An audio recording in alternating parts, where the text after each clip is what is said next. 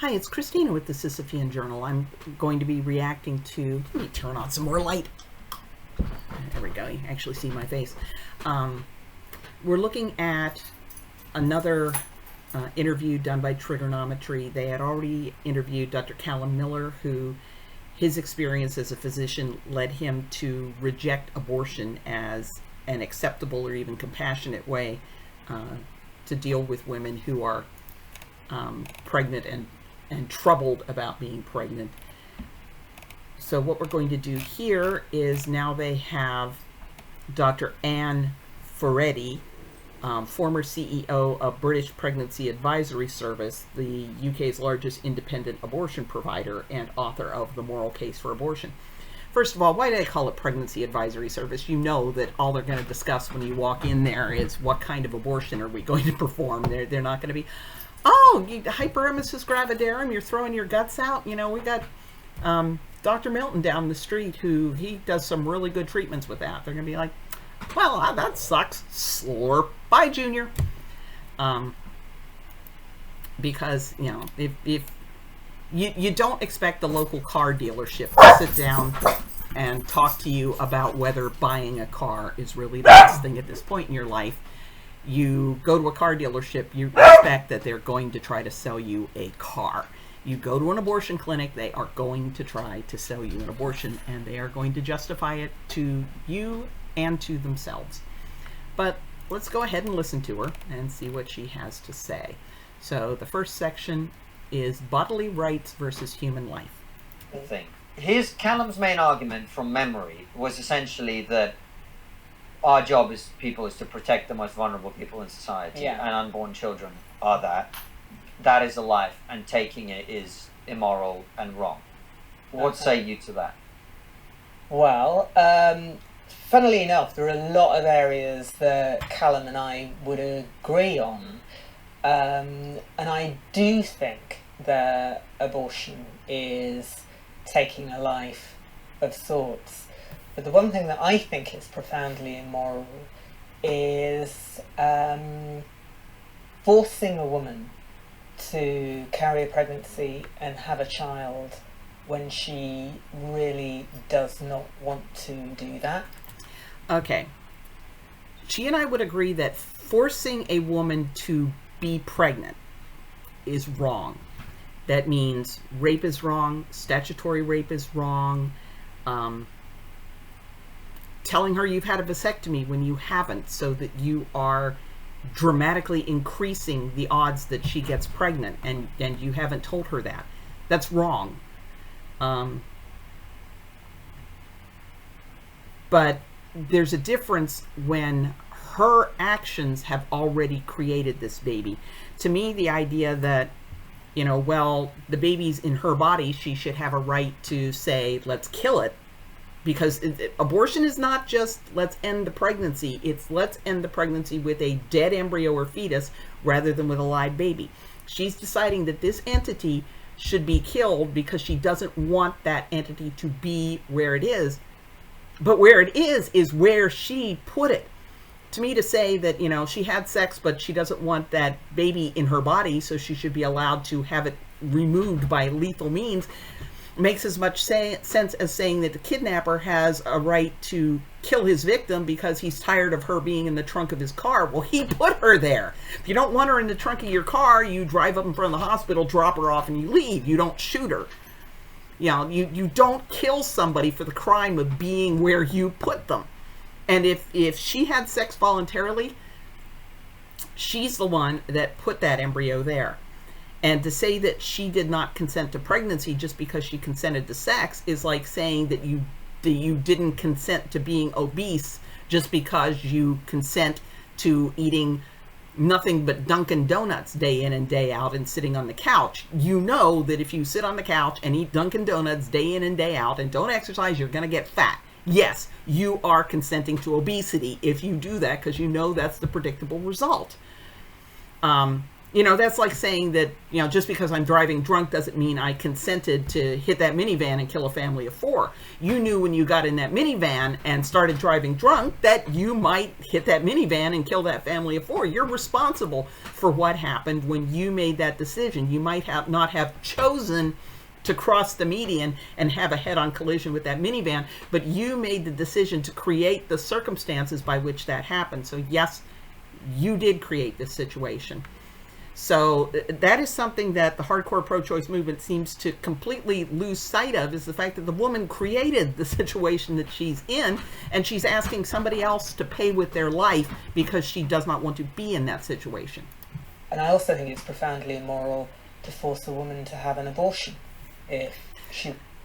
Let's wait throughout all of this whether she actually takes a stand. She says she thinks it's profoundly immoral to force a woman to have an abortion. Is she going to say word one about the Chinese forced abortion program? Is she going to say anything about abortion clinics lying to women to sell them abortions? Is she going to say anything about sex traffickers forcing the women to have abortions? Is she going to say anything about women brought in for unwanted abortions by parents or partners? Is she going to actually touch on unwanted abortions, or is she going to go with the assumption that if the woman walks into the building, she absolutely wants this abortion and it's your duty to follow through on it? Let's see. Let's, you know, this is a long video. We'll see if she ever gets to that. He wants to have a child. And I think that these are the whole thing about how you deal with your pregnancy and what kind of family you have is something that is it's a deeply intimate moral consideration. Just because something is a deeply intimate moral consideration does not make every choice you make about that deeply intimate moral consideration correct. When that soccer coach decides to seduce this 13-year-old girl, that is a deeply intimate moral consideration. That doesn't mean he did the right thing. Deeply intimate decisions about your family, I don't think any of us would argue that John List, because he was morally troubled about it and really wrestled in his spirit before he decided to go ahead and slaughter his entire family, that because that was a deeply intimate moral decision about his family, that makes it a justifiable decision about what to do. Just because it's a moral decision and just because it's deeply intimate does not mean that all options you might choose are morally valid. That should be made by the person who is going to live the life of responsibility for it. And you can have an opinion on it, I can have an opinion on it, Callum can have an opinion on it, but at the end of the day, it is the woman who is pregnant who is going to look at herself every day in the mirror, knowing the decision she made about that pregnancy. I wonder how much consideration she gives to how that woman's going to feel the rest of her life looking in that mirror regarding that decision. I wonder if she gives that much thought, or if she assumes they're all going to be, you know, dancing gaily down the street rejoicing. And I think that she should be responsible for it, and to do that she had... You know, it's strange she talks about responsibility, but she's justifying bailing out on parental responsibility because she should... This woman... Trying to wrap my head around it. Has to be able to choose. And why is abortion special, Anne? Because, you know, based on what you've said, so going with the logic of your own argument, if abortion is killing, in what other area would we allow people to make a decision for themselves that allows them to kill someone else for their own benefit, however important that benefit is? And there are no other areas in which we would do that, which is why when people say, oh, women can have abortions just because it's inconvenient to have a child, are completely wrong. I mean, we wouldn't allow people to bump off their parents, would they? Because it's inconvenient to be caring for your elderly parents. But pregnancy is utterly different. You know, when a woman is pregnant, the life that we're talking about here is actually growing inside her. It's something that's going on within her actual body. No one else can intervene to affect that life without interfering or intervening in her life. Which is 100% true. But that doesn't mean that intervening is always a bad thing. I think, helping her get her mortgage out of arrears, helping her get treatment for her hyperemesis gravidarum, helping her get set up with better childcare. I don't think that intervening in her life is necessarily a bad thing. Once she's given birth, that's obviously entirely different. Teams of social workers and nurses and whatever can be, doing stuff for that baby. Why aren't they allowed to do that stuff for that woman while the baby's still in utero? Why does she have to be in that horrible, distressing situation and only get help once the baby's born? But up until that moment, she is the person who's affected. And I think it's curious that we lose track of that. We kind of lose sight of it. So I've talked about how abortion clinics lose sight of the woman. Let's see where she goes with this. Does she even recognize that they get so focused on killing the fetus that they completely lose sight of that woman as a human being, as a full person with strengths and weaknesses and fears and hopes and dreams and skills and resources, that she's a unique human being? Abortion clinics completely lose sight of that. If you think about it, people will say, oh, well, surely it's okay to insist that a woman should go on with the pregnancy, at least until the child's born, because it's a human life. But you wouldn't say to me, you have to give your kidney to keep some. So she's going down the unconscious violinist route, and we can see whether Constantine and Francis call her out on this. But she's forgetting that, number one, with abortion, in nearly every case, the woman is the one that created that situation. She's the one that put that baby where he or she is. The woman is that child's parent. Parents have responsibilities that other people don't have. So, there are responsibilities that everybody has. If I'm living in a cabin in the woods and I open the door and there is a lost toddler on my doorstep, I can't bash that kid's head in because I don't want to have responsibility for it. I have a responsibility to that vulnerable child to get that child to a place of safety where it can be cared for. But once I hand off that child, I don't have any further responsibility. If I was that child's mother, I would continue to have responsibilities to clothe and feed and house that child. Parents have responsibilities that strangers don't have, but having that responsibility doesn't also mean that you can just bail on the kid. Somebody alive, or you have to make a blood donation to keep another person alive, because that... the closest, I wrote up this, the closest similarity to that unconscious violinist, which is the direction she's taking. Imagine that a couple knew up front that, they very much enjoyed doing drugs together. They love to do drugs together. And they knew that if their child got hold of those drugs, that it would cause severe injury to that child. And they were careless, and they left the drugs laying out where the child got hold of them and the child ingested them. And now the child needs medical support. Now, we might argue that legally you can't force the parents to, provide actual bodily support. Okay, you did something that destroyed the child's kidneys, now you have to give the child a kidney. But you would certainly have a more solid argument for, you knew if this kid got into this drug that you enjoy, that it would completely destroy the child's kidneys, and you let the child get into that drug, but now you're saying that you don't owe the child anything.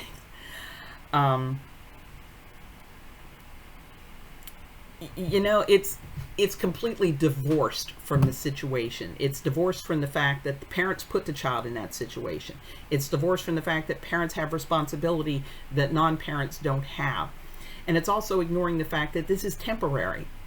This pregnancy is temporary, and you're wanting to take permanent action against the child for a situation you put the child in the first place. Way, forcing people to do things with their own bodies for other people, I think that really is the road to hell. These things are seen as being voluntary, and I think however much it bothers us, I think we have to see abortion as being the choice of the person who's living the life. We talk about when does life begin or become morally significant in the womb, but you have to remember that at no point does a woman become morally less significant. The woman apparently becomes morally less significant after they take her money and slurp the baby out, and then they leave her in the recovery room unsupervised to bleed to death. I'm not saying that her abortion clinic did this, but, I have yet to hear a pro-choicer decry the way abortion clinics treat women in general. Well, what's her name? Charlotte Taft did get a little upset about how dehumanizing abortion clinics are and how they don't take the woman's moral qualms seriously, but, that she was not a beloved member of the pro-choice community. They kind of ostracized her. And nobody's arguing that the woman is less of a human being because she's pregnant and in this situation. The pro-lifers have to take her a lot more seriously as a woman than the abortion clinic does, because they have to look at her as a unique individual and look at her situation as a unique situation and walk her through it. Whereas the abortion clinic can just view her as another womb to vacuum out, and, they never have to think about her again, ever. Or morally less of a person because she's pregnant. So why would we take away her rights to deal with her own body in a way that we wouldn't do beforehand? That's the way that I kind of reckon it. And that doesn't mean, it doesn't mean that I have got some great love of abortion as a procedure. Actually, I've got a great presumption in favour of life. I think having a child is wonderful, but I've got a great love of people's individual freedom, and I think that having a child is something that we have to give people freedom to decide about. I couldn't agree with. Okay, so yes, having a child is something we need to let people decide about. But again, once she's pregnant, the baby already exists. Do you then, and let's say you've seen that, you might have seen the show or seen advertisements for the show or clips from the show, I didn't know I was pregnant. That woman comes in and she thinks that her appendix is burst because she's having this horrible abdominal pain, and you're like, honey, you're in labor. What would you think of her saying, no, kill it, I don't want to be a parent?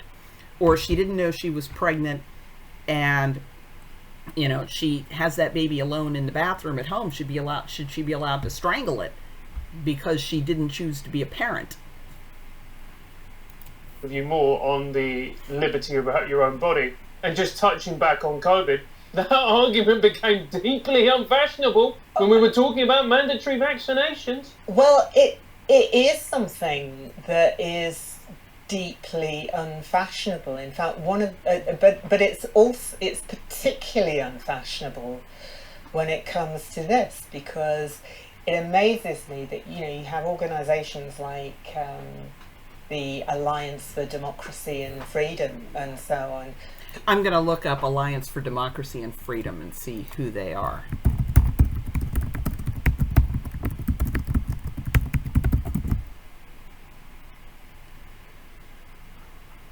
Okay, Alliance for Democracy and Freedom.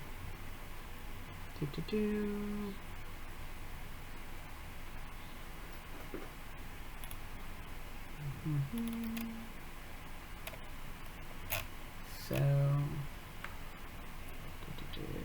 health and social care, see what they say there. Our policies, here we go.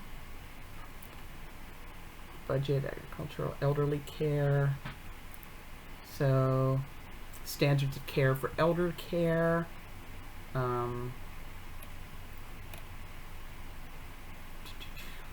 Social care. Remove social care from local authority oversight and introduce national social care. I don't like that very much.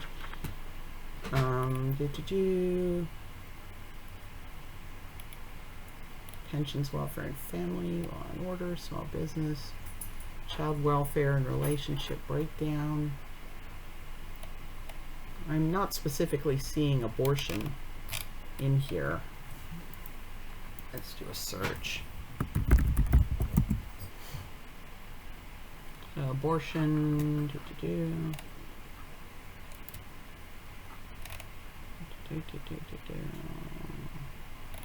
No, I'm not really seeing anything specific about abortion there, so I'm kind of confused why she's bringing them up. But who are absolutely fantastic on a whole load of freedom and democracy issues, but when it comes to this freedom of a woman to decide about her own body, suddenly all of that goes a bit out of the window.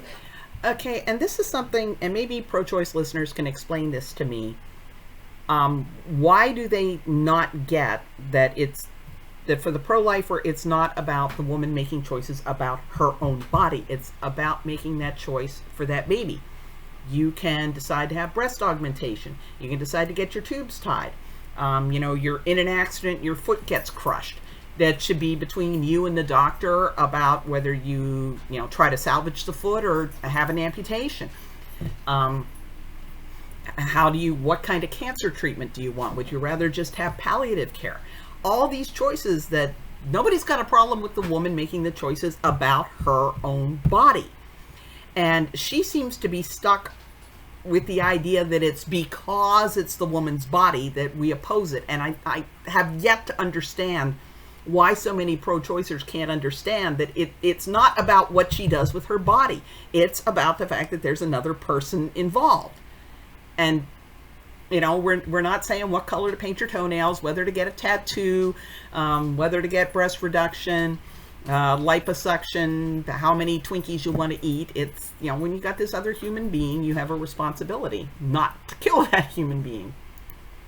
And I think, or the other thing that happens is that... Okay, she's moving on to another issue, so we're already 23 minutes into this. So part 1, come back for part 2 tomorrow.